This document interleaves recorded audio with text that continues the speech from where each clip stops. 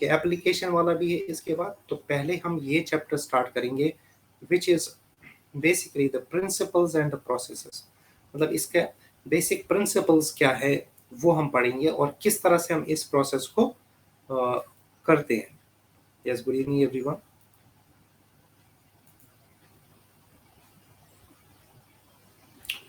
बेटा उस पे चल रहा है काम। आई होप कि बहुत जल्दी जो है ना डाउट क्लासेस आप लोगों की शुरू हो जाएंगी, ठीक है ना।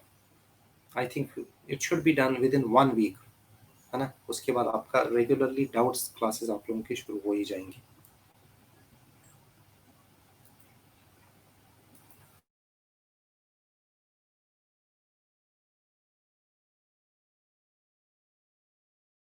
कुछ नहीं, पहले सबसे पहले देखते हैं कि मतलब तो पढ़ा नहीं ओवर क्लासेस में, तो थोड़ा सा देख लेते हैं इसके। देखो दो चीजें आ रही हैं।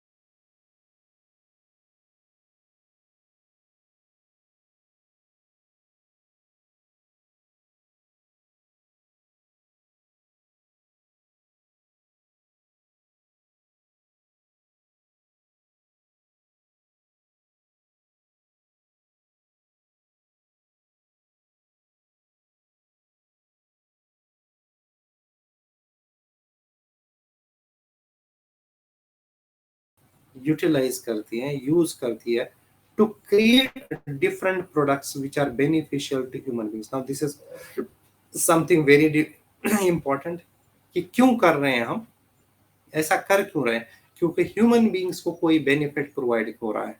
ऐसा नहीं कि सिर्फ एक्सपेरिमेंट करने के लिए सोच रहे हैं, है ना।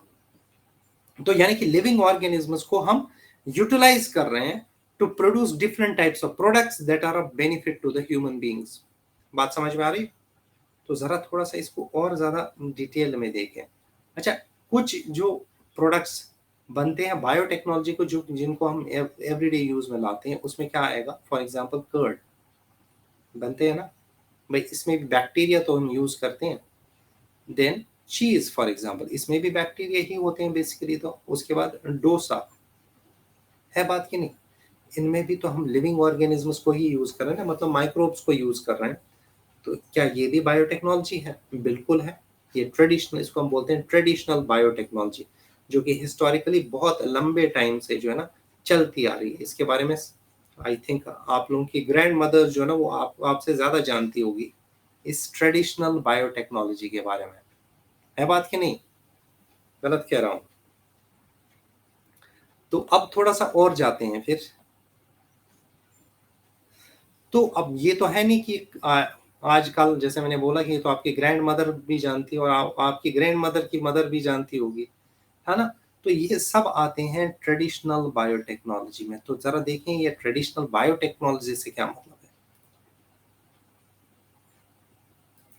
देखने की कोशिश करते हैं कि मतलब क्या होता है इस ट्रेडिशनल बायोटेक्नोलॉजी का। तो आप ये वीडियो देखिए और फिर हम इस पे और आगे डिस्कशन।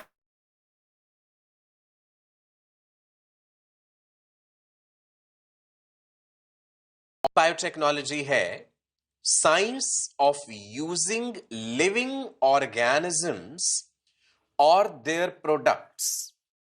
ये वो विज्ञान है जिसमें हम लिविंग ऑर्गेनिजम्स या उनके द्वारा बनाए गए प्रोडक्ट्स इस्तेमाल करते हैं for the benefit of humans and surroundings. चलिए, ट्रेडिशनल बायोटेक्नोलॉजी का इतिहास अगर हम देखें, 10,000 साल हम पीछे जा रहे हैं। इमेजिन, ह्यूमन सिविलाइजेशन की शुरुआत की बातें हम कर रहे हैं 10,000 साल पहले। भाई, इतने हजारों साल पहले भी इंसान सिलेक्टिव ब्रीडिंग एनिमल्स की करवाता रहा है। शुरू से ही इंसान की ये जिज्ञासा रही है कि वो अपनी फूड आइटम्स को, क्रॉप्स को, या जिन जानवरों को हम पाल रहे हैं दूध, दही, लस्सी, मक्खन के लिए, या बर्ड्स की बात करें मुर्गियों को अंडे देने के लिए या मांस के लिए, जिन भी जानवरों को हम पाल रहे हैं उनकी बेहतर प्रजातियां, बेहतर वैरायटीज हम कैसे बनाएं। इंसान ने ये देखा कि भाई अगर नेचर, प्रकृति इतने हजारों सालों में इतनी बेहतर वैरायटीज बना सकती है नेचर, तो इंसान खुद क्यों नहीं ऐसा कर सकता आर्टिफिशियल सिलेक्शन के जरिए। जंगल फाउल से जो आज आप देखते हैं मुर्गियां, हैन, गैलस डोमेस्टिकस जिसे हम कहते हैं, ये किस प्रकार से बने हैं भाई आर्टिफिशियल सिलेक्शन के जरिए। इंसान ने देखा कि कुछ बेहतर कैरेक्टर्स जो है हमें नजर आ रहे हैं किसी एक पर्टिकुलर वैरायटी में, और किसी दूसरी में हमें कुछ और बेहतर कैरेक्टर नजर आ रहे हैं, तो क्यों ना उन्हें क्रॉस करके एक बेहतर वैरायटी बना ली जाए जिसमें दोनों बेहतर गुण हो, राइट। जैसे आप देखिए इधर सिलेक्टिव ब्रीडिंग में स्किनी टाइप ऑफ हैन जो है, मुर्गी जो है, इट लेज मोर एग्स, ये बहुत सारे अंडे देती है ना। ये इसका जेनेटिक मटेरियल हमने दिखाया और ये दिखा दिया कि भाई इसमें ये पर्टिकुलर जीन है, सेगमेंट ऑफ डीएनए है जो रिस्पॉन्सिबल है इस पर्टिकुलर फीचर के लिए कि वो ज्यादा अंडे देती है, राइट। जो हेफ्टी वाली हैन है, ये हट्टी कट्टी मोटी ताजी से जो आपको दिख रही है, भारी भरकम सी, ये कम अंडे देती है, लेकिन ये हट्टी कट्टी है भाई, इसमें मांस ज्यादा होगा। मुर्गियों को खाने में भी तो इस्तेमाल किया जाता है ना, नॉनवेज जो लोग खाते हैं चिकन, तो ये हेफ्टी वैरायटी है, इसमें मसल मास ज्यादा है। स्किनी वाली वैरायटी जो है अंडे ज्यादा देती है। अगर हम हेफ्टी वैरायटी का जीनोम देखें, भाई इसके डीएनए में ये पर्टिकुलर फीचर है, राइट। मतलब ये डिजायरेबल जीन्स है, राइट, जो चाहिए, बढ़िया वाले, बेहतर गुणों वाले। क्यों ना हम इनको क्रॉस करके जो अगली प्रजाति बनाएंगे, हम जो ब्रीड बनाएं, उसमें दोनों के गुण आ जाएंगे। मान लीजिए हमने फीमेल ये वाली ले ली है ना, स्किनी वाली जो अंडे ज्यादा देती है, और ये मेल ले लिया है ना, हेफ्टी वाला मेल। ऑफ कोर्स दोनों तो फीमेल्स नहीं होंगे ना, हमें एक मेल एक फीमेल लेना होगा तभी उनका क्रॉस कराया जाएगा, राइट जी, ठीक है। देख लीजिए वही हमने करा। स्किनी वाली वैरायटी फीमेल विच लेज मोर एग्स, हेफ्टी वाली वैरायटी, राइट, जिसका हमने मेल चूज करा और हमने भाई क्रॉस कराया, तो हमें एक हेफ्टी वैरायटी ऐसी मिली विच लेज मोर एग्स। यही हमारा मकसद था। देखने में भी तंदुरुस्त, हट्टी कट्टी ताजी है वो, और अंडे भी ज्यादा दे रही है। मतलब उसके जीनोम में दोनों गुण आ गए, दोनों डिजायरेबल कैरेक्टर्स आ गए। तो ये प्रक्रिया तो ह्यूमंस को सदियों पहले भी पता थी। ये भी तो एक तरह से बायोटेक्नोलॉजी ही है ना, राइट। वेरी गुड जी। चलो नाउ अब एक बात देखिए भाई, यहां पे हेफ्टी वैरायटी जो है which is laying more eggs, जो हमने बनाई है सिलेक्टिव ब्रीडिंग करा के, जिसके जीनोम में ये दोनों डिजायरेबल कैरेक्टर्स आ गए।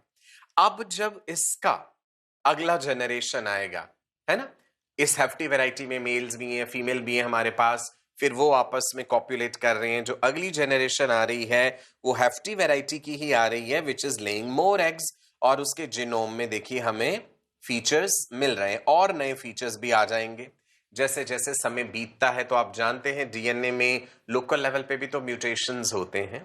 तो यानी सिलेक्टिव ब्रीडिंग टेक्निक्स जो है, सिलेक्टिव ब्रीडिंग। तो अब यहाँ पे समझ लीजिए कि ट्रेडिशनल बायोटेक्नोलॉजी में क्या करते हैं हम लिविंग ऑर्गेनिजम्स या उनके प्रोडक्ट्स को यूज करते हैं for the benefit of human beings और उनका एनवायरनमेंट को।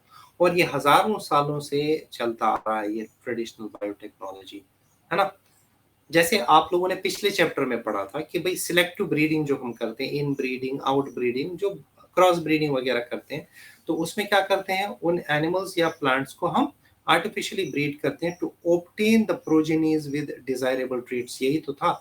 लेकिन उसमें क्या प्रॉब्लम है कि उसमें डिजायरेबल जीन्स के साथ साथ अनडिजायरेबल जीन्स भी आते हैं, याद है ना। इन ब्रीडिंग डिप्रेशन तभी तो हो रहा था, है ना, याद है।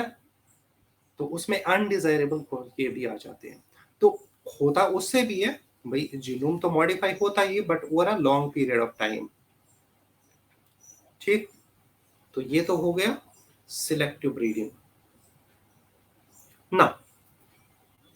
तो अब जैसे फॉर एग्जांपल ब्रेड अगर हमें बनानी है तो क्या क्या यूज करेंगे हम, फ्लोर का आटा यूज करेंगे, शुगर कर सकते हैं, सॉल्ट कर सकते हैं, ऑयल्स यूज कर सकते हैं जैसे ऑलिव ऑयल, देन वाटर और यीस्ट, तब जाके आपकी ब्रेड जो है ना वो बनती है। ठीक है, सिमिलरली ग्रेप्स को जोड़िए, ठीक है, यीस्ट, ये फिर इसको क्रश कर रहे हैं, ठीक, और उसको फिर वाइन को जो है वो स्टोर करा जाता है, तब जाके हमारी ये वाइन बन जाती है ना। Hopefully that is clear. तो यहाँ पे भी तो हमने यीस्ट का यूज किया ना, उधर इसी तरह से अलग अलग टाइप के माइक्रो ऑर्गेनिजम्स को हम यूज कर सकते हैं। अब ये तो था ट्रेडिशनल टेक्निक्स कि भाई आपने यीस्ट को यूज किया for the formation of alcohol, similarly आपने जो है बैक्टीरिया को यूज किया for the formation of curd, या फिर इसी तरह से ब्रेड वगैरह बनाने के बेकरी प्रोडक्ट जो आपको मिलते हैं वो कर। लेकिन 1950s के बाद जो है ना मॉडर्न बायोटेक्नोलॉजी का जन्म हुआ। ये कब हुआ, जब डीएनए के स्ट्रक्चर को डीकोड कर दिया गया। आपको पता है ना Watson and Crick model, double helical model of Watson and Crick, hopefully सभी को याद है ना। तो अब सबको पता चल गया था कि जो डीएनए वही जेनेटिक मटेरियल होता है for most of the organisms except for few viruses, जहां पे कि आरएनए जो है वो एक जेनेटिक मटेरियल का काम करता है। ठीक है, तो अब यहाँ पे साइंटिस्ट ने क्या सोचा कि अगर क्यों ना हम ऐसा कुछ करें कि इस डीएनए को थोड़ा सा मॉडिफाई कर दें, है ना, इसको मैनिपुलेट करें और उनसे नए नए प्रोडक्ट्स बना लें जो कि हमारे बेनिफिट के लिए होंगे। भाई सोच गलत तो नहीं है, सोच तो अच्छी है कि डीएनए को हम यूज करेंगे टू फॉर्म न्यू प्रोटीन्स, कर सकते हैं ना ऐसा। तो चलिए बिल्कुल यही चीज हुई, और इसमें होता है जीन मैनिपुलेशन, किसमें, मॉडर्न बायोटेक्नोलॉजी में। तो अब देखते हैं कि मॉडर्न बायोटेक्नोलॉजी क्या है और ये किस तरह से इसके ज्यादा बेनिफिट है as compare to that of the traditional biotechnology, as compare to that of the traditional biotechnology. Sir ji बताइए। सर पीछे जब हेन का, स्नेकी और हेफ्टी का जब हम लोग क्रॉस करवा रहे थे तो उसमें फीचर्स इंक्रीज हो रहे थे। हाँ ठीक है। ठीक हाँ है तो सर उसमें जब इंक्रीज हो रहे थे तो इसमें ये भी तो है ना कि किसका मेल लेना है किसका फीमेल लेना है। भाई देखो, उसमें आप प्रेडिक्ट नहीं कर सकते हो ना भाई, हो सकता है आपके हो जाए कंबाइन, डिजायरेबल क्वालिटीज हो जाए कंबाइन, लेकिन ऐसा कोई जरूरी नहीं। जैसे आप याद करो इन ब्रीडिंग में क्या पढ़ा था, इन ब्रीडिंग डिप्रेशन भी तो होता है।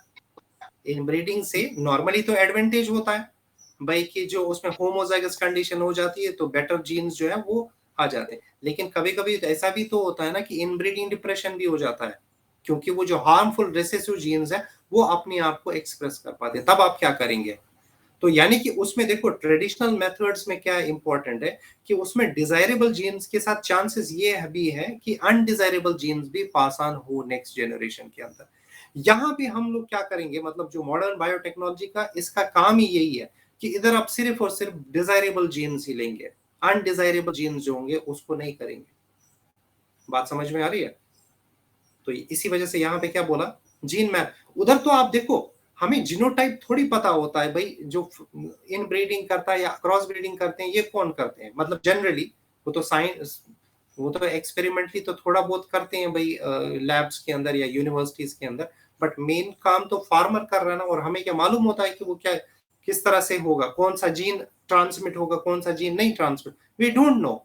तो उसमें यही चांसेस होते हैं, ये डिसएडवांटेज है बल्कि उसका, कि उसमें डिजायरेबल जीन्स के साथ अनडिजायरेबल जीन्स भी पास ऑन हो सकते हैं। जैसे कि हम लोगों ने पढ़ा था इनब्रीडिंग डिप्रेशन, उसमें भी तो वही हो रहा था। इनब्रीडिंग डिप्रेशन क्यों हो रहा था?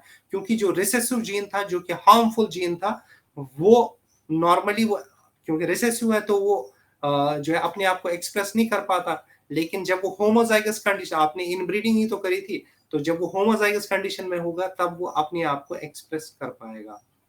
आई होप दिस इज क्लियर। तो ये चीज है इनके बीच में इंपॉर्टेंट डिफरेंस, जो ट्रेडिशनल बायोटेक्नोलॉजी या ट्रेडिशनल आप बोल सकते हैं ब्रीडिंग टेक्निक्स और मॉडर्न बायोटेक्नोलॉजी में। अभी देखो इसमें एक्चुअली करना क्या है हमें, अभी हम देखेंगे। चलिए अभी आप पहले देख लीजिए, पहले इस वीडियो को आप देखिए, फिर अगर आपका क्वेश्चन नहीं आता है तो फिर आप पूछ लीजिएगा, ठीक है? तो चलो ये वीडियो देखिए आप, फिर हम इस पे और डिस्कशन आगे की तरफ बढ़ाते हैं।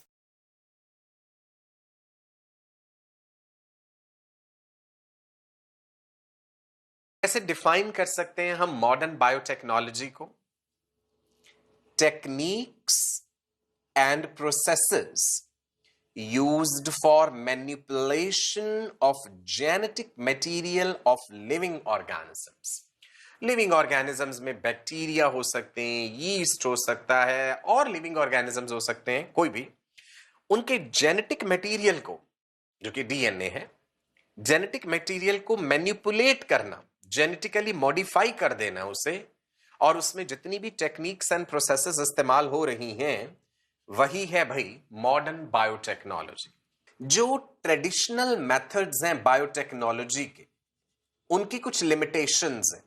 सो ट्रेडिशनल बायोटेक्नोलॉजी में क्या है? Both desired and undesired genes are inherited. So modern biotechnology में only desired gene is introduced. भाई जो आपको चाहिए करेक्टर, उसी का विशेष जीन लेके काट पीट करके किसी तरह से वेक्टर में डाल के होस्ट ऑर्गेनिज्म में डाल देना, इतने प्रिसाइज लेवल पे हम काम करते हैं मॉडर्न बायोटेक्नोलॉजी में। तो समझ आ गया जी, ट्रेडिशनल बायोटेक्नोलॉजी की लिमिटेशन है कि अनडिजायरेबल कैरेक्टर्स भी आ जाएंगे, परंतु मॉडर्न बायोटेक्नोलॉजी में ऐसा नहीं होने देंगे हम। राइट जी, देख लीजिए इधर स्किनी चिकन वैरायटी, ये रहा जी उसका जीनोम। अब इसमें एक्यूमुलेशन हो गए desirable as well as undesirable genes. तो अंततः ऐसा हो सकता है कि हमें एक डिजीज्ड चिकन वैरायटी मिल जाए कितनी जनरेशंस के बाद, है ना? क्यों? क्योंकि ये देखो अनडिजायरेबल जीन्स भी तो आते जा रहे हैं जो कहीं ना कहीं नुकसानदायक है, राइट? ये देखिए जीनोम बदलता गया, जीनोम मॉडिफाई हो गया over a period of many generations. तो ये लिमिटेशन है ट्रेडिशनल टेक्निक्स की। मॉडर्न बायोटेक्नोलॉजी में ऐसा नहीं होगा। मॉडर्न बायोटेक्नोलॉजी में हमने क्या करना है भैया? आपने देखा यहां पे हमने ये फोर्सेप्स दिखाए हैं कि भाई हमने काट दिया उतना हिस्सा ही जीनोम जो कि हमारे मतलब का नहीं था। अनडिजायरेबल जीन्स को काट दिया और डिजायरेबल जीन्स का चुनाव कर लिया इतने प्रिसाइज तरीके से। अब यहां पे कोई कैंची छुरी का इस्तेमाल नहीं होने वाला, ये सब एंजाइम्स करेंगे ये काम। Enzymes are biological catalysts.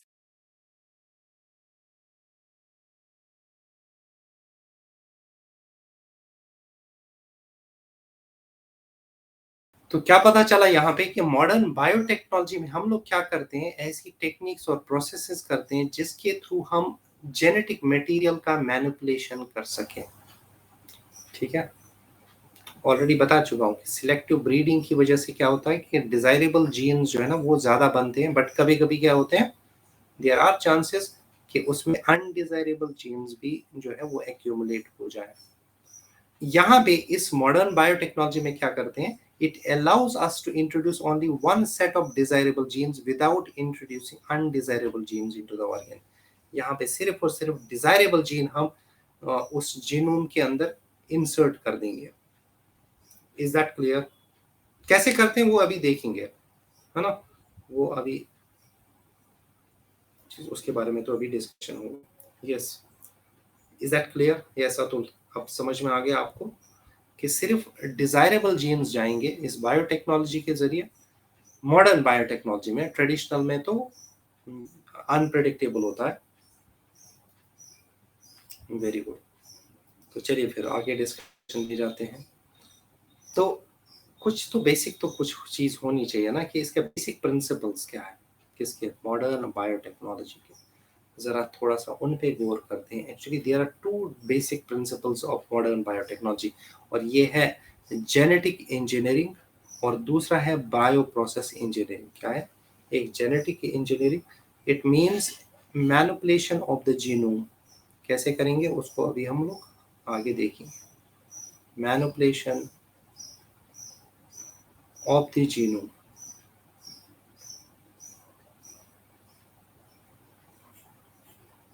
ठीक।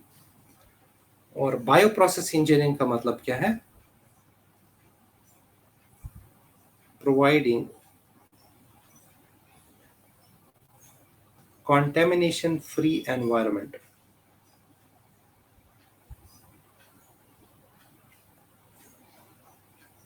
providing contamination free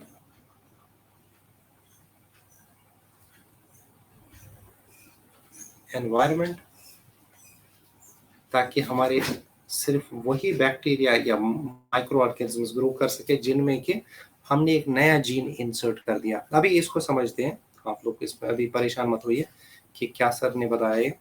जस्ट थोड़ा सा आप लोग जस्ट पेशेंस रखिए, सब चीजें समझ में आ जाएंगे। तो चलिए अब हम स्टार्ट करते हैं यही principles of the modern biotechnology.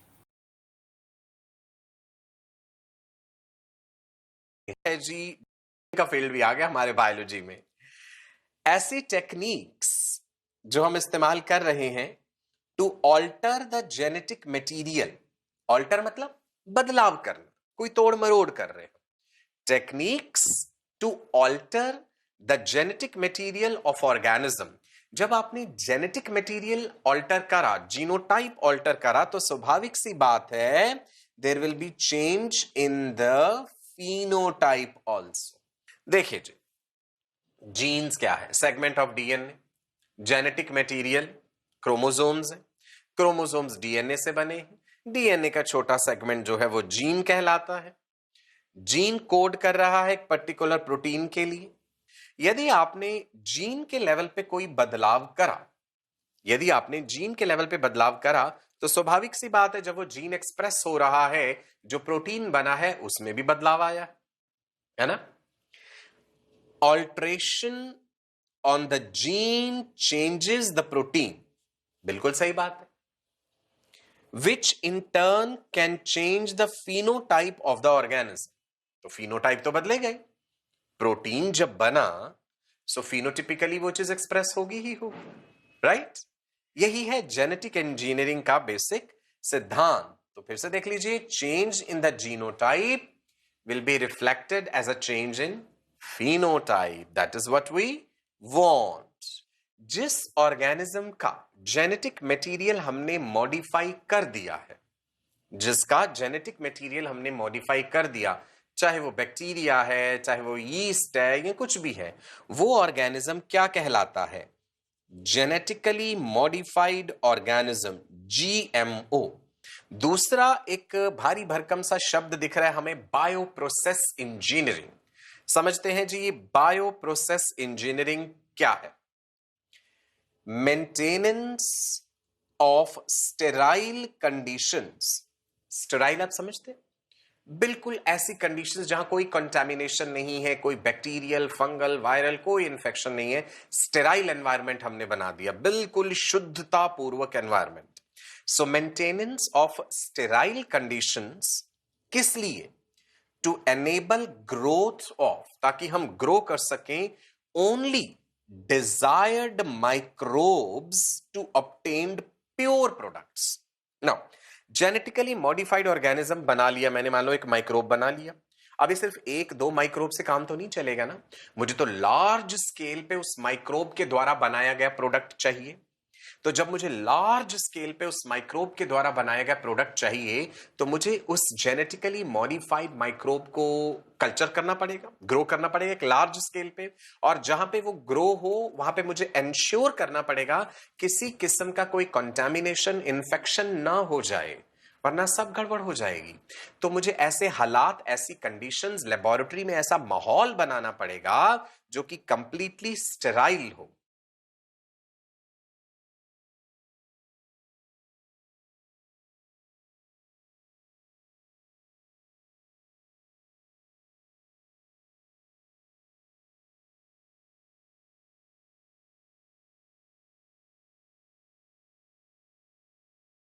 तो बात समझ में आई आपको कि क्या है, इसको जेनेटिक इंजीनियरिंग भी बोलते हैं, ठीक है ना।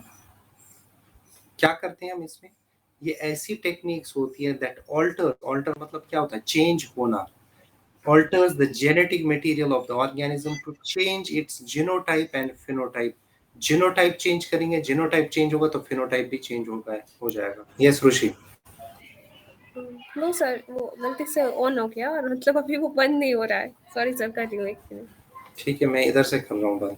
अच्छा हो गया, ठीक। So these are the techniques to alter the, यानी मैनिपुलेट कर रहे हो आप। कैसे मैनिपुलेट करती हैं, या तो देखो काट देंगे उसमें से कोई जीन, या कोई जीन जो है हम इंट्रोड्यूस करें, इसको बोलते हैं जेनेटिक इंजीनियरिंग। सर मैनिपुलेट मतलब? मैनिपुलेट मतलब होता है कि छेड़छाड़ करना, ओके ठीक है। Okay sir. भाई जीनोम है, डीएनए है, उसको उसके साथ छेड़छाड़ करने का मतलब क्या है, कुछ पोर्शन निकाल लिया, कोई जीन एक निकाल लिया, बाहर कर दिया, या कोई जीन अलग से बाहर से अंदर लिया है, ठीक है। इसको बोलेंगे हम जेनेटिक इंजीनियरिंग, मैनिपुलेशन, ठीक है। ऑल्टर मतलब होता है चेंज करना, किसी भी तरह से कर सकते हो, या तो जीन कोई रिमूव करोगे, दूसरा ले आओगे उसके बदले, इस तरह से होता है। अब यहाँ पे समझ लीजिए, इसको मैं थोड़ा यहाँ पे बेटर तरीके से समझाने की कोशिश करता हूँ, ठीक है। आप यहाँ पे इसको समझ लो। सपोज करो कि हमारे पास, मैं आपको एक एग्जांपल के तौर पे ले रहा हूँ, ठीक है ना, ये कोई इस तरह से करते नहीं है। ये देखो, सपोज करो कि ये है हमारी ह्यूमन बीइंग्स की सेल, है ना, क्या है, ह्यूमन बीइंग्स की सेल है, ये ह्यूमन बीइंग्स का जीनोम है, ठीक है। और ये जो है ना एक पोर्शन, ये वाला जो मैं ये रेड कलर में थोड़ा सा थिकर बना रहा हूँ, ये मान लीजिए कि ये है जीन फॉर इंसुलिन। क्या है ये, जीन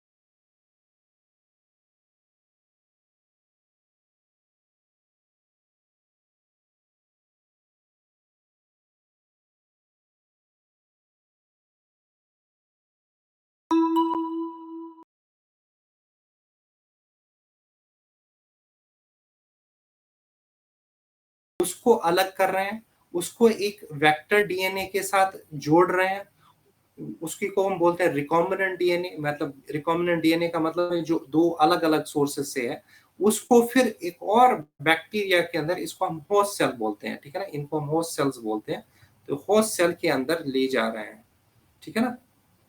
अब ये एक चीज यहाँ पे समझने वाली है कि कोई हम ये सब थोड़ी देखेंगे, आंख से थोड़ी दिखता है मॉलिक्यूल, है ना, कि भाई हम मैं इतनी आसानी से आप लोगों को बता रहा हूँ, इधर से काट के इधर जोड़ लिया, ऐसा तो पॉसिबल नहीं है। तो अब क्या होगा, कौन सी, देखो दो सेल्स यहाँ पे मैंने बताई है, ये दोनों ही इक्वलाइज सेल्स है। हमारे लिए हमारा पर्पस क्या है, हमारा पर्पस ये है कि इंसुलिन बनाना। जब ये वाला जो है ना, ये वन वाला जे अपने आप को एक्सप्रेस करेगा, ये बनाएगा ना, डीएनए से क्या बनता है, आरएनए, आरएनए से क्या बनता है, प्रोटीन्स, तो क्या बनेगा उस टाइम, इंसुलिन भी बनेगा। तो हमारे लिए कौन बेनिफिशियल, हमारे लिए कौन सा फायदामंद है, वन फायदामंद है कि टू फायदामंद है हमारे लिए? भाई हमारे लिए बेनिफिशियल किसका काम है, हमारे काम का कौन है, वन है कि टू है, बताओ भाई, चैट बॉक्स इसी की है, वन है टू, कौन सी होस्ट सेल हमारे मतलब की है जिससे हमें फायदा मिलने वाला है?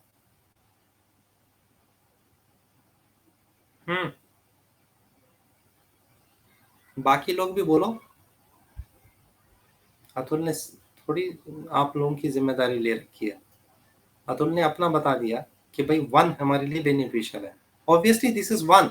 बात समझ में आ रही है ना भाई, क्योंकि वन से ही हमें इंसुलिन बन, तो हम क्या चाहते हैं, किसकी ग्रोथ होनी चाहिए, किसकी, वन की ग्रोथ होनी चाहिए, तभी तो हमें, हमारा जो पर्पस है, हमारा जो एम है वो है इंसुलिन बना, तभी तो हमें बेनिफिट हो। टू को ग्रो कराने से हमें कोई फायदा ही नहीं है, क्योंकि उसके अंदर तो ये इंसुलिन वाला जीन गया ही नहीं है।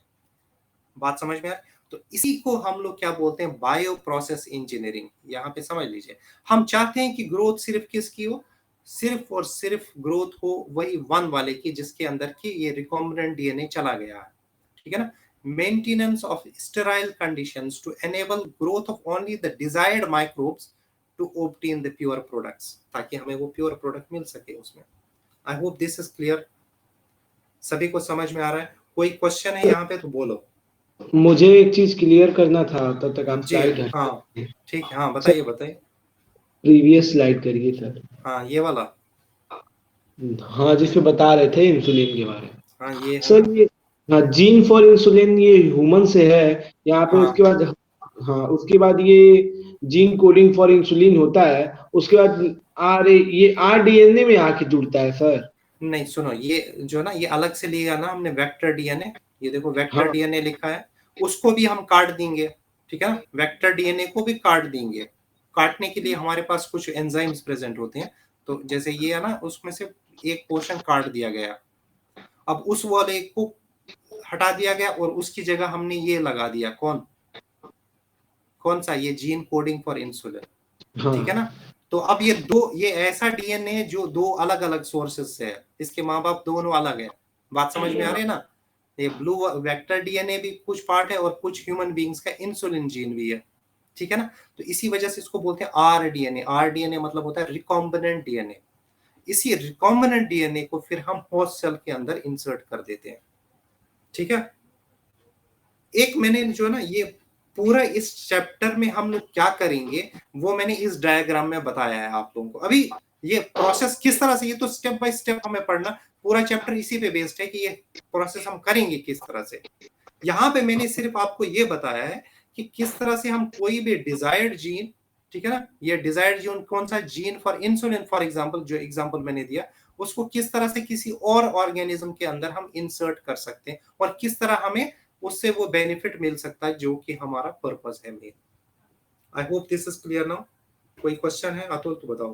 जो जीन कोडिंग फॉर इंसुलिन है, उसको तो मान लीजिए कि हमने वेक्टर मिला के मतलब कि ऐड कर दिया, उसके बाद जो वेक्टर का कटा हुआ पार्ट है वो क्या होगा? अरे गया, उससे हमें कोई मतलब नहीं है, हम फेंक देंगे। आप समझो अच्छा, ना, हमें क्या मतलब उससे, हमें तो इससे मतलब है, हमारा तो पर्पस ये हो रहा है ना, ठीक है। और यहाँ पे अब आरडीएनए बन गया, अब इसमें मतलब जो ये ई क्वाइल है और ई क्वाइल इक्वल फर्स्ट है, ई क्वाइल, इक्वल हाँ है बेटा, एस्टेरिचिया कोलाई ये बैक्टीरिया होता है, या सर, ठीक है।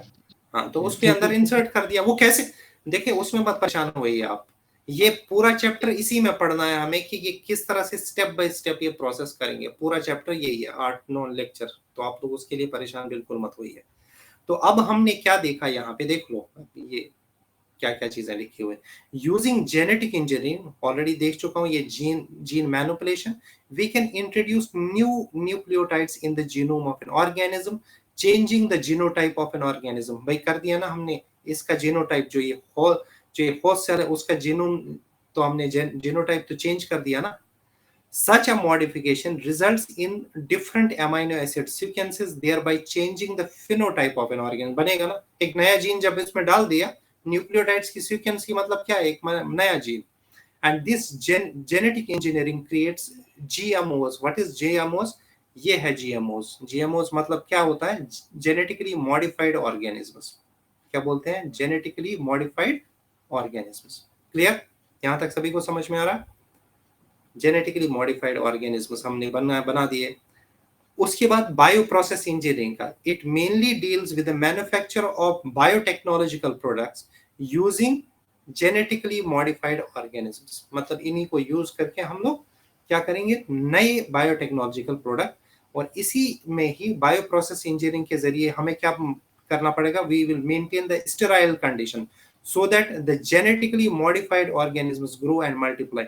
क्योंकि हमारा मकसद ही वही है, वन से है ना, ठीक है। वन हमारा, यहाँ पे मैं थोड़ा सा इसको कर रहा हूँ, यहाँ पे हमारा पर्पस किससे सॉल्व हो रहा है, इससे, वन से। इसी को हम बोलेंगे GMO, जेनेटिकली मॉडिफाइड, क्योंकि इसी के जीनोम को तो हमने क्या करा, मैनिपुलेट कर दिया। ये 2 वाले को थोड़ी किया, उसमें तो कुछ नहीं हुआ। I hope that is clear. Is that clear to everyone? सभी को समझ में आ गया बेटा? यहाँ पे ना आप क्या, मुझे ये कहना है कि जो आप लिख रहे हैं ना वो 2 सेकंड बाद रिस्पॉन्स कर रहा है, तो प्लीज जल्दी जल्दी ना रिमूव करिए ठीक स्लाइड है को। ठीक है ठीक है ठीक है। चलो मैं एक बार जो है ना रिफ्रेश कर लेता हूँ। नहीं सर आप ईमेल एक बार फिर से डालिए, बहुत दिन हो गया ईमेल डाले। उन लोगों से मैं बार बार कहता हूँ, मेंटोर से कॉल करके कहता हूँ तो कहती है कि हाँ हो जाएगा, 2 दिन टाइम लगेगा, 3 दिन टाइम लगेगा, और होता नहीं है। 1 महीने हो गया ये प्रोसेस। तो सभी क्लासेस में हो रहा है कि इस क्लास में हो रहा है, जूलॉजी की क्लास में हो रहा है? सब में होता है, सब में होता है। क्यों, फिजिक्स के सभी स्टूडेंट्स के साथ ऐसा है क्या बेटा? बाकी लोग भी बताओ अपना, यस और नो। अच्छा, आप लोगों के साथ भी हो रहा है अभी? अब रोहन बोल रहा है नहीं हो रहा, अब देख लो ना।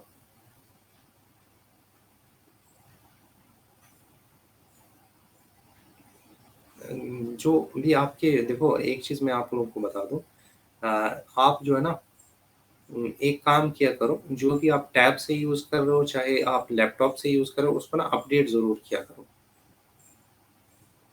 ठीक है। तो प्लीज ये काम कर लो, आप देख लेना भाई, आप अपनी तरह से एफर्ट, वैसे मैं आप इसको रेज कर दूंगा इस इशू को, अगर इस तरह की प्रॉब्लम आप लोगों को बार बार आ रही है।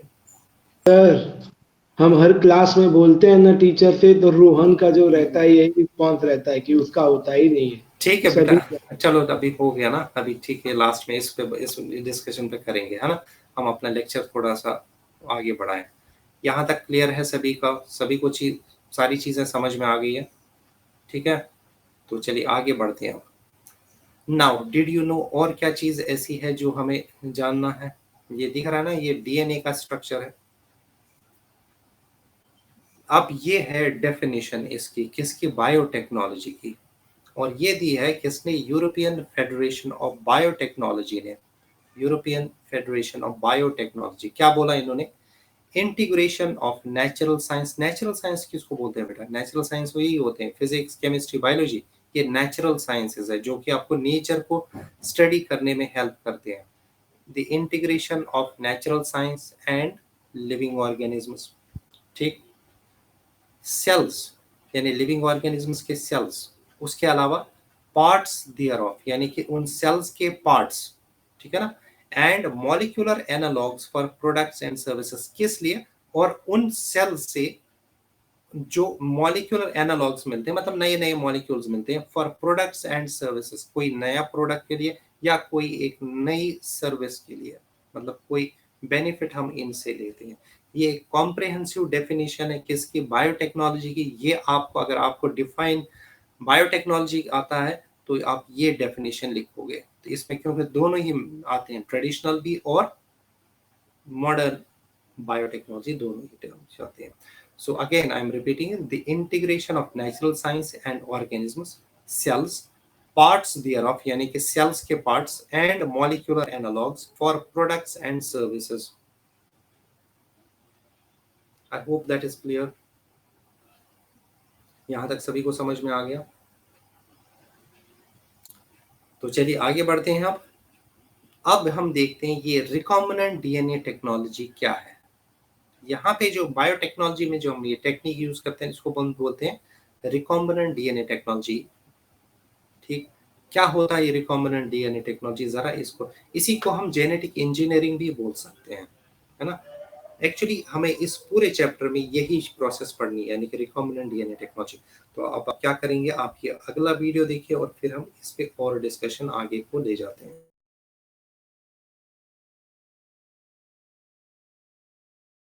डीएनए टेक्नोलॉजी क्या है? Technology used for introducing DNA sequence from one organism to another organism. मान लो ये ऑर्गेनिज्म के पास जीन है इंसुलिन का, तो यहां से निकाल के इस वाले ऑर्गेनिज्म में डाल देना और इसका डीएनए मॉडिफाई हो गया, यानी रिकॉम्बिनेंट डीएनए बन गया। यही है वो टेक्नोलॉजी।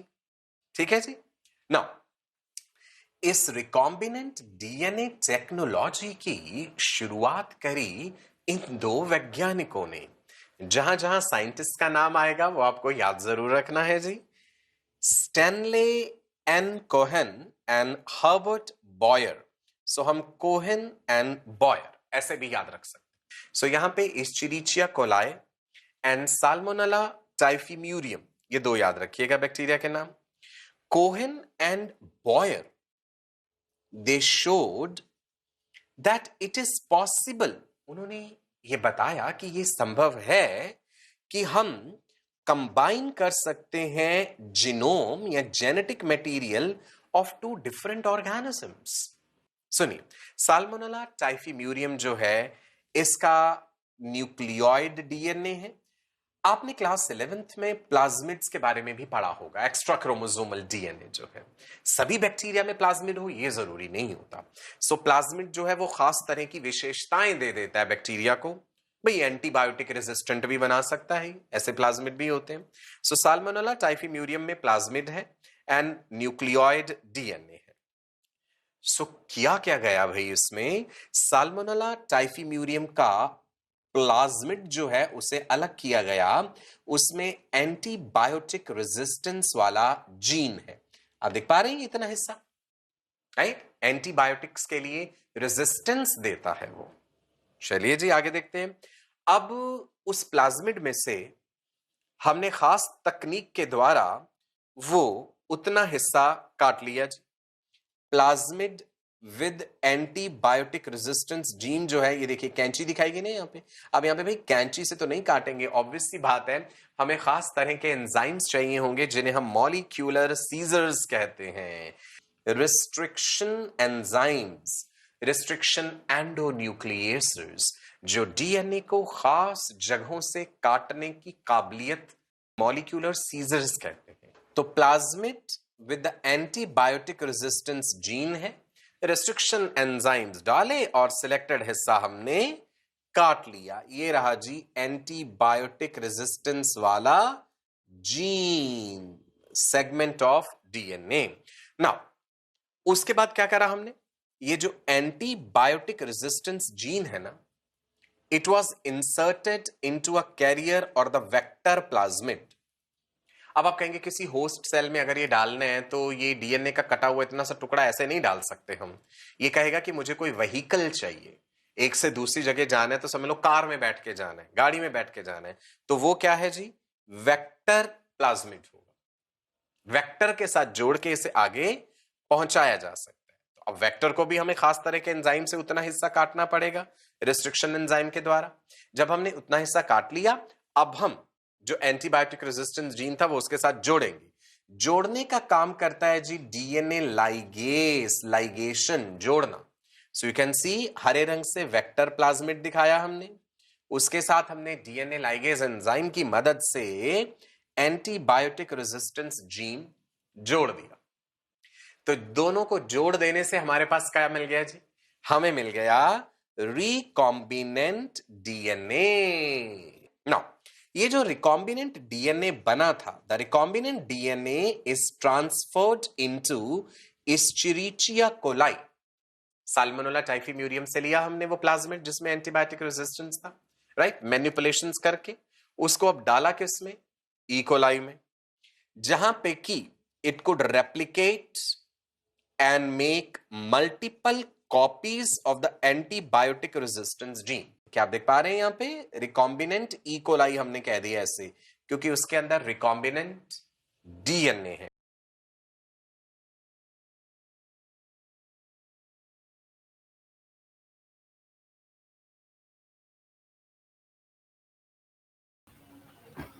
तो यह बात समझ में आ गई। रिकॉम्बिनेंट डीएनए टेक्नोलॉजी वही है जो मैंने यहाँ पे आप लोगों को थोड़ी देर पहले बताई थी।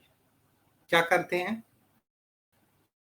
This is a technology for introducing DNA sequences from one organism to another। यही तो किया, ह्यूमन बीइंग से लिया और ई कोलाई के अंदर ये कर दिया। और ये सबसे पहले जो किया था ना, ये दो साइंटिस्ट ने किया था। एक का नाम था स्टैनली कोहेन, दूसरे का नाम था Herbert Boyer in 1971। For example इन्होंने क्या लिया, एक बैक्टीरिया जिसका नाम है सैल्मोनेला, ठीक है ना। इसके अंदर क्या होती है, it provides resistance against money types of antibiotics. Plasmid याद है ना, प्लाज्मिड समझते हो? प्लाज्मिड क्या होता है? Extra chromosomal DNA in bacteria, है ना। तो इन्होंने क्या किया, ये जो एंटीबायोटिक रेजिस्टेंट जीन था उसको किसी और बैक्टीरिया के अंदर यहाँ पे ट्रांसफर कर दिया, जिसके अंदर कि नॉर्मली ये प्रॉपर्टी होती नहीं है। कौन सी प्रॉपर्टी? एंटीबायोटिक रेजिस्टेंस की प्रॉपर्टी होती ही नहीं है। किसके अंदर? ई कोलाई के अंदर, सैल्मोनेला के अंदर होती है। तो उन्होंने वही काम किया, वहां से जीन लिया, प्लाज्मिड लिया और उसको दूसरे के अंदर ट्रांसमिट कर दिया। और ये इसके लिए क्या करती है, जो कटिंग वाला काम है ना, तो इसमें दो होते हैं रेस्ट्रिक्शन एंजाइम्स। क्या होते हैं रेस्ट्रिक्शन एंजाइम? इनको भी अभी हम डिटेल में पढ़ेंगे। रेस्ट्रिक्शन एंजाइम जो ना, इनको हम बोलते हैं मॉलिक्यूलर सीजर। सीजर मतलब क्या है? कैंची, ठीक। क्या काम है इसका? दे कट द डीएनए, ये डीएनए को कट कर देते हैं। क्या नाम मैंने बोला? मॉलिक्यूलर सीजर इसको बोला मैंने।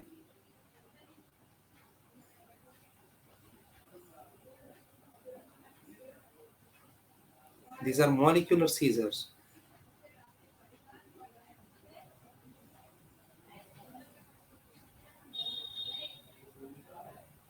और दूसरे जो होते हैं, एक और जो जोड़ने का काम करता है, एक और एंजाइम, वो होता है डीएनए लाइगेज। तो इसको बोल सकते हैं molecular glue. It joins to DNA molecules. Glue क्या काम करता है? तो इसको क्या बोलते हैं? ग्लू, चिपकाने का काम करता है। तो इसको बोलेंगे मॉलिक्यूलर ग्लू। बात समझ में आई? तो ये सबसे पहले किसने किया था? Stanley Cohen and Herbert Boyer. I think this is clear to everyone. थोड़ा सा इसको और अच्छी तरह से देखते हैं। ये ऑलरेडी बता चुका हूँ, लिंक करने का काम किसका है? डीएनए लाइगेज का। और उससे क्या बनता है? रिकॉम्बिनेंट डीएनए जो बनेगा ना, डीएनए, उसको क्या बोलेंगे? और इस रिकॉम्बिनेंट डीएनए को फिर हम उस ई कोलाई के अंदर ट्रांसमिट कर सकते हैं। वहां पे क्या होगा? रेप्लिकेट होगा और ये मल्टीपल कॉपीज बना सकता है। तो जैसे मैंने ऑलरेडी आप लोगों को बता चुका हूँ कि इससे हम लोग बैक्टीरिया को मॉडिफाई कर सकते हैं टू प्रोड्यूस ह्यूमन इंसुलिन। ये देख लो, जोड़ने का काम कौन कर रहा है बेटा? DNA ligase. यहाँ पे एंटीबायोटिक रेजिस्टेंट जीन आपने जोड़ दिया किसके साथ? अब फ्रेगमेंट ऑफ सैल्मोनेला प्लाज्मिड के साथ। ये बन गया आपका रिकॉम्बिनेंट डीएनए, जिसको हम लोग सिंपली क्या बोलते हैं? आरडीएनए भी बोलते हैं। यहाँ तक सभी को समझ में आ गया बेटा? यहाँ पे कोई कंफ्यूजन हो तो बताइए। काटने का काम मॉलिक्यूलर सीजर्स कौन है? Restriction enzymes. जोड़ने का काम किसका है? डीएनए लाइगेज का काम है। तो चलिए, this is the function of DNA ligase.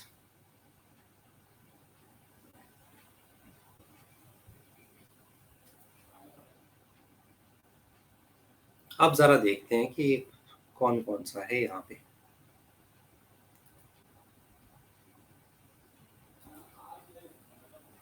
Now, coming to the next one. In recombinant DNA technology, the term vector refers to option A, the enzyme that cuts the DNA into fragments.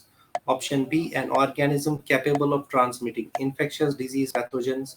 Option C, a plasmid used to carry DNA into a living cell. And option D is origin of replication. बताइए।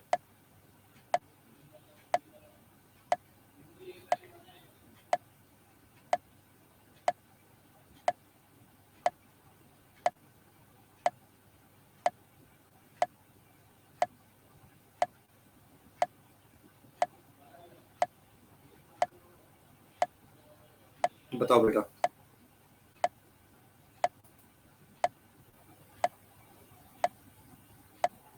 I want all of you to respond. सभी लोग answer करें। तो बहुत सारे बच्चे ऐसे हैं जो रिप्लाई नहीं करते हैं।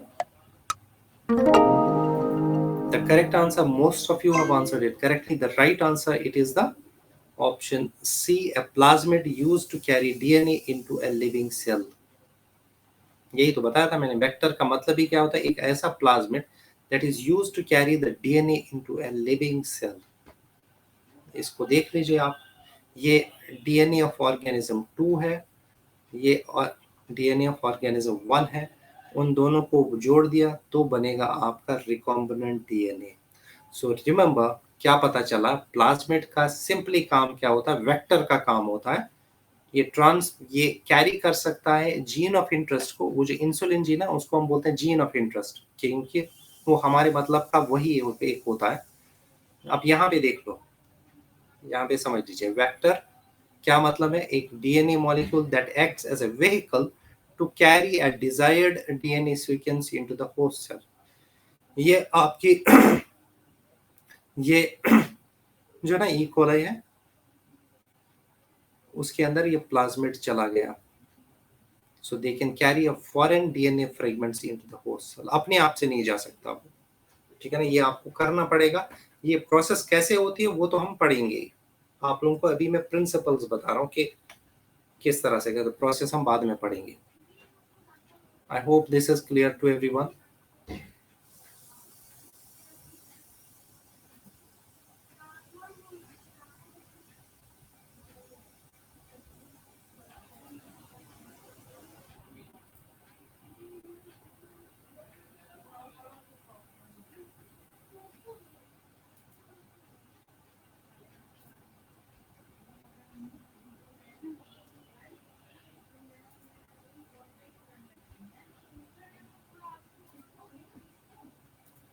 अब आप यहाँ पे देख लीजिए, ये जो दो साइंटिस्ट मैंने बताया था ना, इन दो साइंटिस्ट का नाम क्या था? एक का नाम था स्टैनले कोहेन,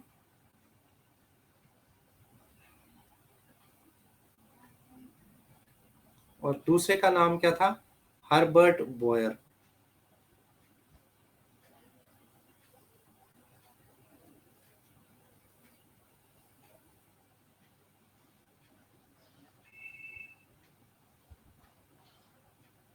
स्टैनले कोहेन ने क्या किया? वो रेस्ट्रिक्शन जो एंजाइम्स है ना, उनको डिस्कवर किया इसने। Discovery of restriction enzymes.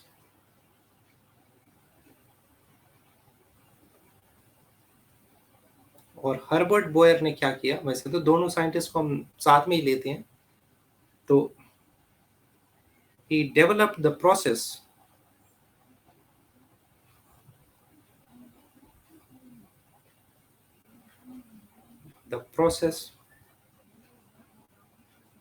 to obtain DNA। पहले कि भाई डीएनए भी तो हमें मिलना चाहिए ना, DNA, and to insert it into another organism, किसी और ऑर्गेनिज्म के अंदर उसको इंसर्ट कर देना, ये इन्होंने डेवलप किया।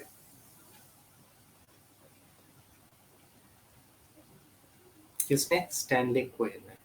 ठीक है, ऐसे जनरली हम लोग बोलते हैं दोनों, Stanley Cohen and Herbert Boyer, पर थोड़ा बहुत एक आइडिया होना चाहिए।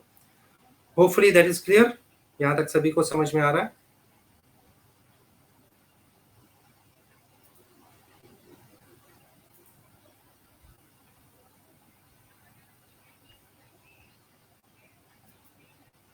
तो चलिए, ये है आप लोगों के लिए question. Which of the following was a major contribution of Stanley Cohen in creating the first recombinant DNA molecule? Option A, developing a method of removing the plasmids from one cell and then reinserting them in other cells. Option B, discovery of reverse transcriptase. Option C, studied restriction enzymes related to Escherichia coli. And option D is all of these. बताइए।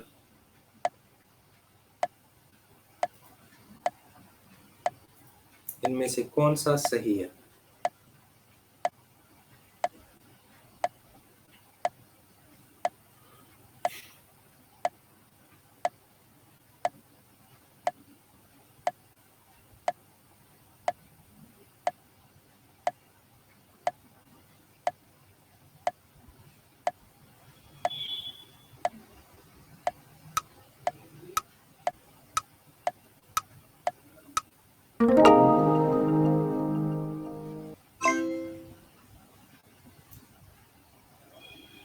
इतने सारे गलत, ऐसा क्यों बेटा? अभी तो पढ़ाया था, जस्ट अभी पढ़ाया, इतने सारे गलत क्यों हुए?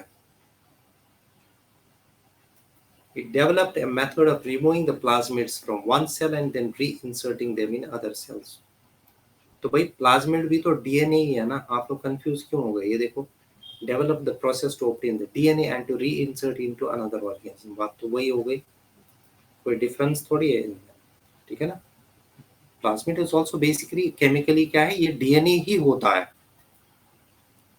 तो अब आप यहाँ पे देख लीजिए, चलिए अब आई थिंक यहाँ से क्लियर हो जाएगा आपका। Cohen worked with plasmids, isolated them from one bacterium and then reinserted them into another cell. ठीक, पहले बनाया उन्होंने क्या, रिकॉम्बिनेंट डीएनए बना सकते हैं, प्लाज्मिड ऑब्टेन किया, फिर दूसरी सेल के अंदर इंट्रोड्यूस कर दिया। और ये है हर्बर्ट बोयर। ये देखिए, ये कैंची दिख रही है, तो कैंची वाला ही काम कर रहा है वो, मतलब काटने का काम कर रहा है। So these enzymes cut the DNA at specific recognition sites.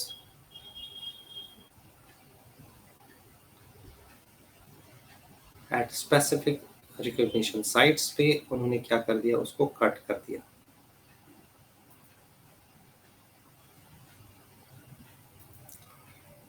अब बहुत सारे लोग, आप आई थिंक दैट बहुत सारे लोग कंफ्यूज होंगे कि सर क्या बता रहे हैं ये, है ना, कुछ समझ में नहीं आ रहा कि कैसे करेंगे। तो इसी वजह से हम लोग भी बिल्कुल थोड़ा सा अब स्टेप बाय स्टेप प्रोसेस करेंगे। इस बच्चे को भी समझ में आ नहीं रहा है, जैसे कि आप लोगों की तरह कुछ बच्चे हैं, वो भी अभी दिमाग में कंफ्यूजन है, वो करेंगे किस तरह से एक्चुअल प्रोसेस। तो अब हम जो है ना इसी चीज को लेंगे, यानी कि स्टेप बाय स्टेप प्रोसेस, हम ये रिकॉम्बिनेंट डीएनए कैसे बनाते हैं, और फिर how do we obtain the products from this bacteria from the host cells. तो ये है उसके 3 अलग अलग स्टेप्स, है ना, 3 मेन स्टेप्स है। वैसे तो बहुत सारे स्टेप्स हैं, तो ये 3 मेन स्टेप्स कौन कौन से, उन पे यहाँ पे कर लेते हैं स्टार्ट। सबसे पहले देखते हैं कि what are these steps in recombinant DNA technology, है ना, आरडीएनए टेक्नोलॉजी भी बोलते हैं, इसको आरडीटीडी भी बोलते हैं, रिकॉम्बिनेंट डीएनए टेक्नोलॉजी, या सीधे बोलते हैं आरडीटी। आर मतलब रिकॉम्बिनेंट, डी मतलब डीएनए, और टी मतलब टेक्नोलॉजी। तो जरा आप देखिए, ये थोड़ा सा वीडियो देखिए, फिर हम इस पे और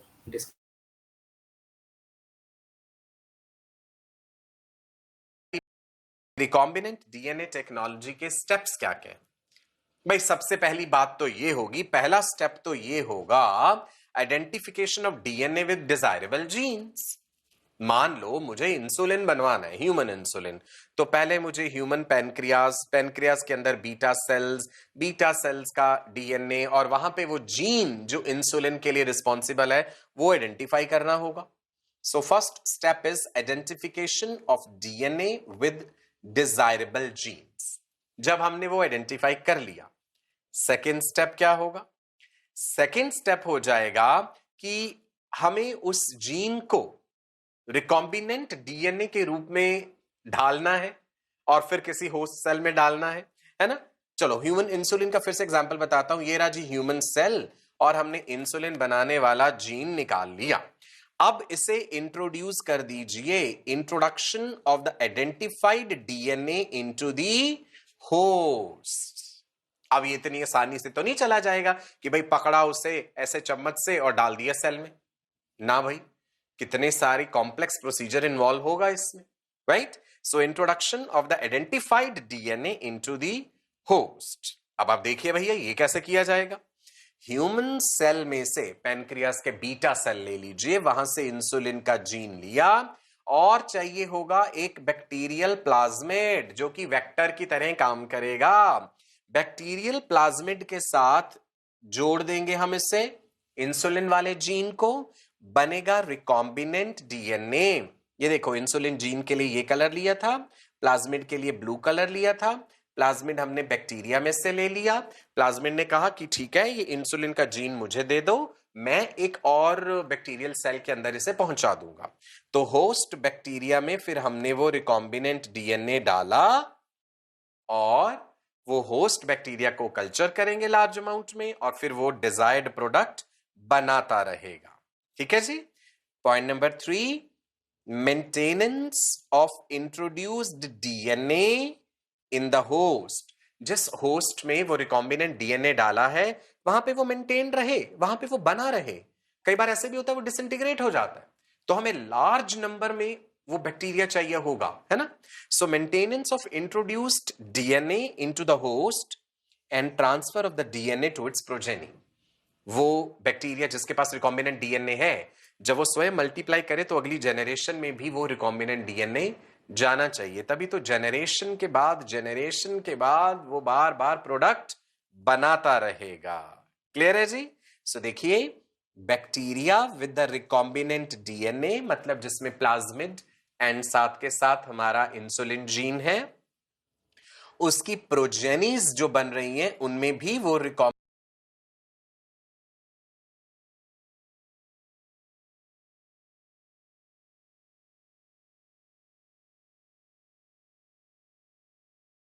क्या चीजें समझ में आई हमें? 3 स्टेप्स है एक्चुअली इस रिकॉम्बिनेंट डीएनए टेक्नोलॉजी. सबसे पहले वही identification of the DNA with desirable genes. सबसे पहले तो करोगे ना डिफाइन, भाई अगर आपको ह्यूमन इंसुलिन का चाहिए तो you have to obtain the human genome पहले, जिससे आप क्या करेंगे वहां पे देखेंगे कि ये इंसुलिन का जीन कौन सा है. फिर उसके बाद second, introduction of the identified DNA into the host cell. फिर उस जो जीन कोडिंग फॉर इंसुलिन है उसको कहाँ ले जाएंगे आप? कहाँ ले जाएंगे? होस्ट सेल के अंदर. अच्छा, इसको हम बोलते हैं जीन ऑफ इंटरेस्ट, GOI. याद रखना क्योंकि बार बार ये टर्म आएगा, जीन ऑफ इंटरेस्ट, क्योंकि यही हमारे मतलब का है. बाकी सब चीजें तो से हमें मतलब है नहीं उतना ज्यादा. The introduction of the identified DNA into the host करते हैं. And third one is maintenance of introduced DNA in the host cell and transfer of the DNA to its progeny. ऐसा नहीं कि एक सेल से आपको प्रोडक्ट बन जाएगा. क्या आपने अगर एक सेल के अंदर, एक बैक्टीरियल सेल के अंदर, एक इकोलाई के अंदर इंसुलिन जीन इंट्रोड्यूस, क्या आपका इंसुलिन बहुत ज्यादा बन जाएगा? नहीं. ये जो इंसुलिन कहाँ पे यूज करता है? कभी आपने देखा है कोई डायबिटीज पेशेंट वो खुद बनाता हो इंसुलिन? नहीं. ये बनाती है बड़ी बड़ी कंपनीज बनाती है, बड़ी बड़ी फार्मास्यूटिकल कंपनीज बनाती है. वो अपने प्रॉफिट के लिए काम करती है ना? तो वो बहुत लार्ज स्केल पे तैयार करती है इस इंसुलिन को, फिर मार्केट में उसको अवेलेबल कराया जाता है. ठीक है ना? तो उसी के लिए क्या होगा, आप उसके अंदर इंट्रोड्यूस जो आपने कर दिया है डीएनए, उसको आप मल्टीप्लिकेशन भी करेंगे ताकि ज्यादा से ज्यादा जो है ना आपके होस्ट सेल्स बने और ज्यादा से ज्यादा इंसुलिन हमें मिल सके. आई होप दिस इज क्लियर. हमें ज्यादा से, हमारी कोशिश ये है कि ज्यादा से ज्यादा इंसुलिन जो है ना वो बन जाए. So here is the question for you. A fragment of human DNA was introduced into a bacterium via a vector. The process involved can be referred to as option A, recombinant DNA technology, option B, genetic engineering, option C, rDNA technology, and option D is all of the above.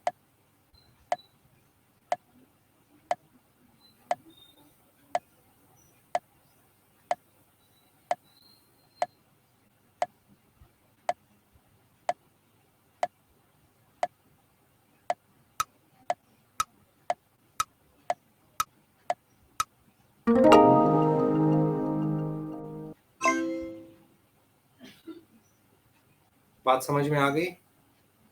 इतने लोगों ने फिर भी गलत कर दिया, क्या होगा? I don't want to name you कि किस किस ने गलत किया इतनी बार, लेकिन गलत कर सही नहीं है बेटा. ये देखो, अगर आप देखोगे ना, देखो ये ए और सी तो सेम है ना. क्या है वो लिखा हुआ है? Recombinant DNA technology. सी भी तो आर डीएनए टेक्नोलॉजी है, वो भी तो वही है, रिकॉम्बिनेंट डीएनए. और जेनेटिक इंजीनियरिंग ही में तो हम recombinant DNA technology. So it is option D, that is the right answer. It is option D, that is the right answer for this.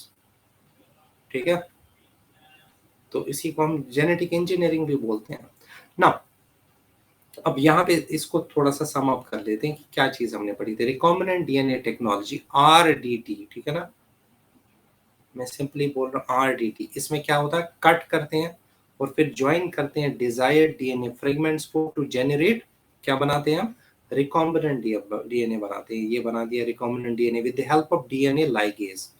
और उस रिकॉम्बिनेंट डीएनए को हम स्पेसिफिक होस्ट के अंदर इंट्रोड्यूस करते हैं to obtain products that are going to benefit the human beings, जो human beings को यहाँ पे हमें बेनिफिट प्रोवाइड कर सके. बात समझ में आ रही है?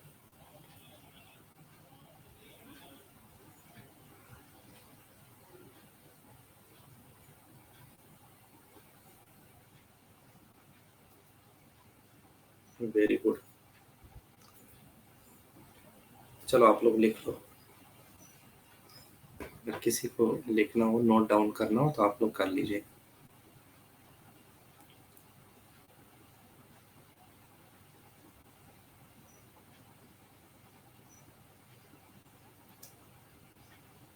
Hopefully that is done.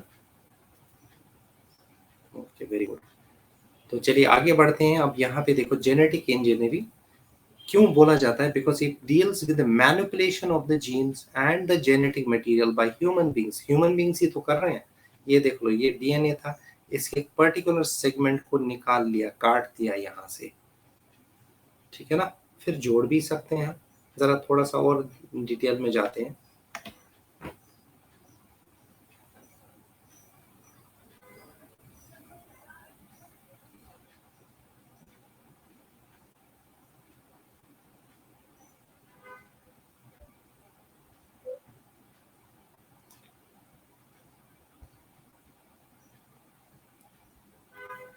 आगे बढ़ो मैं फिर.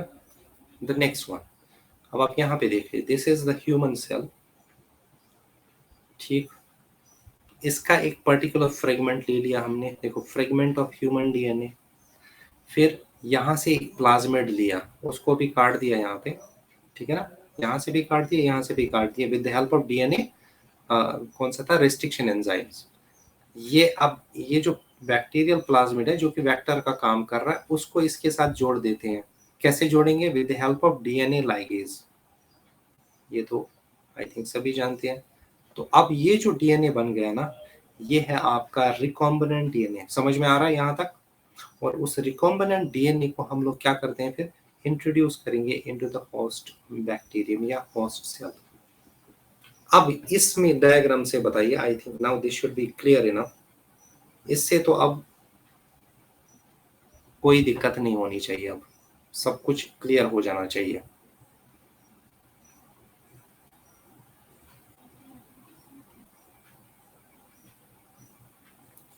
ठीक है बेटा.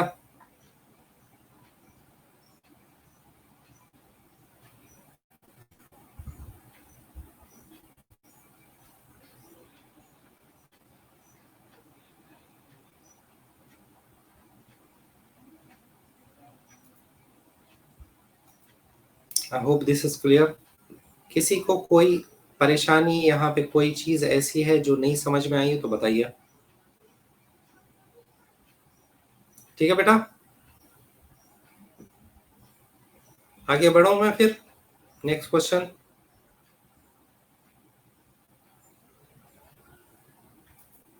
चलिए फिर मैं आगे बढ़ता हूं यहाँ पे। Match the following, column first and column second. Column first में क्या क्या है? वेक्टर है, डीएनए लाइगेज है, होस्ट है और रेस्ट्रिक्शन एंजाइम है। और कॉलम सेकंड में क्या है? मॉलिक्यूलर सीजर्स है, कैरियर है, मॉलिक्यूलर ग्लू है और बैक्टीरियल सेल है। So in option A you have a second, B first, C fourth and D third. Option B you have a second, B first, C third and D fourth. Option C, you have A second, B third, C fourth, and D first. And option D, you have A first, B second, C third, and D fourth. Which of these is the right answer for this particular question? बताइए आप लोग।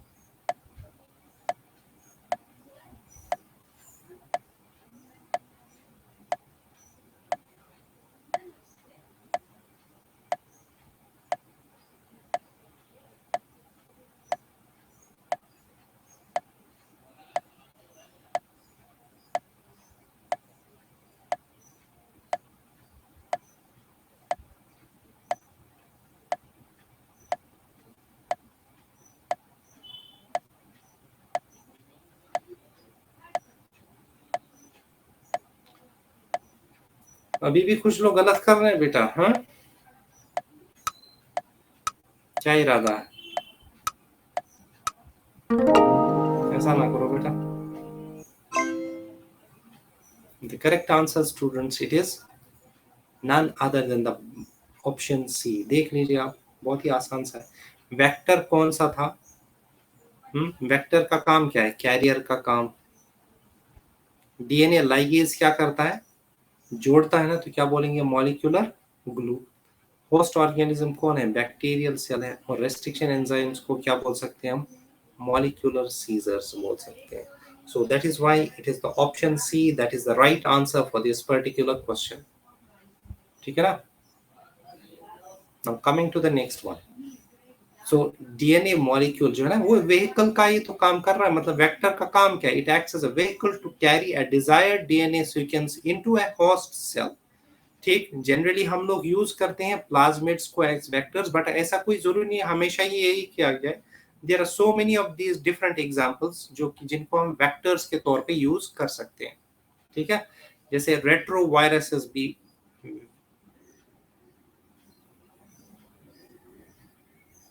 करते हैं as vectors. इसको तो detail में आगे जाके पढ़ेंगे ही हम। और लाइगेजेस का काम क्या था? They are the enzymes that are capable of catalysing the reaction of joining two DNA fragments by establishing a phosphodiester bond. क्या बना? कौन सा बॉन्ड बनता है दो न्यूक्लियोटाइड्स के बीच में? कौन सा बॉन्ड होता है बेटा? ये मान लीजिए कि ये है न्यूक्लियोटाइड्स, इनके बीच में कौन सा बॉन्ड होता है बेटा?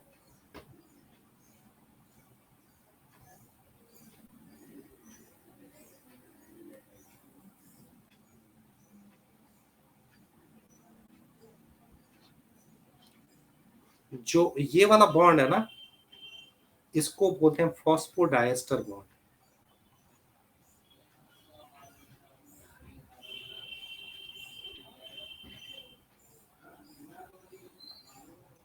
This is the phosphodiester bond. और ये जो है इधर, यहाँ पे देख लीजिए आप,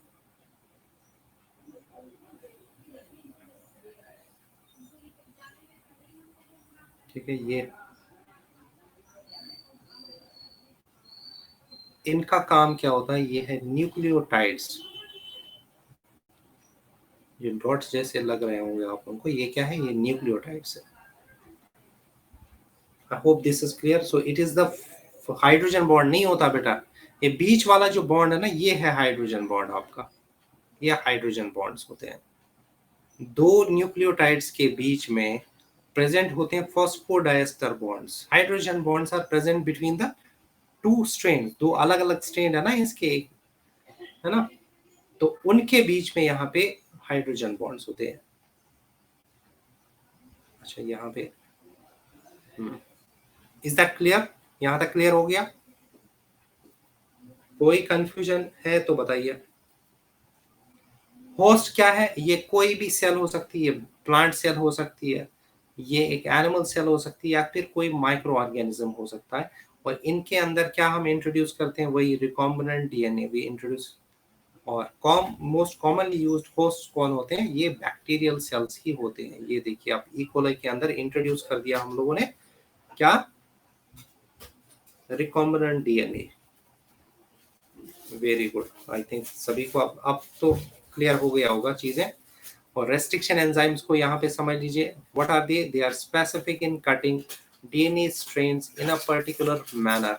इसी वजह से इनको हम के लिए क्या टर्म हम यूज करते हैं? They are referred to as a molecular scissors. Scissors का काम क्या है? कैंची की तरह काम करता है, काटता है। किसको काटेगा? डीएनए मॉलिक्यूल को यहाँ पे कट करता है। ठीक है, I hope this is clear to everyone. यहाँ तक सभी को समझ में आ गया? बात समझ में आ रही बेटा?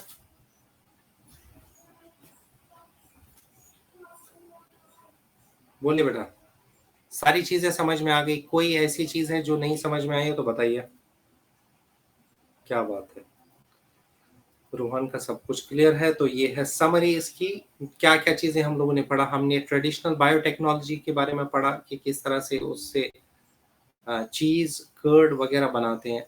हमने मॉडर्न बायोटेक्नोलॉजी के बारे में पढ़ा। फिर रिकॉम्बिनेंट डीएनए टेक्नोलॉजी क्या होती है इसके बारे में, फिर इसके क्या क्या स्टेप्स है, और उसके बारे में हम लोगों ने यहाँ पे डिस्कस करा। ये हमने अभी डिस्कस नहीं किया है, ठीक है, ये तो यहाँ पे अभी टॉपिक में आया ही नहीं। Very good.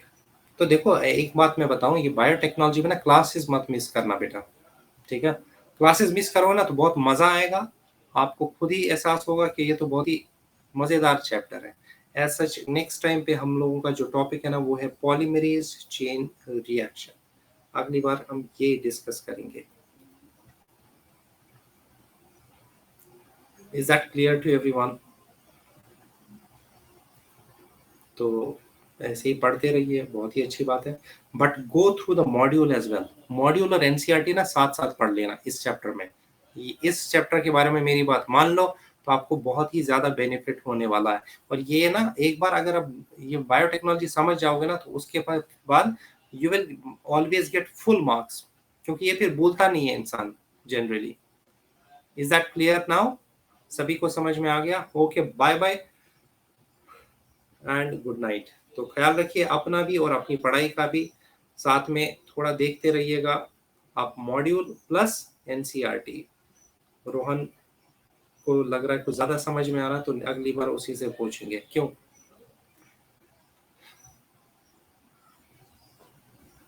तो चलिए, okay, thank you very much students. फिर मिलेंगे नेक्स्ट सेशन में, तब तक के लिए bye bye and please do not forget to give the ratings after this class.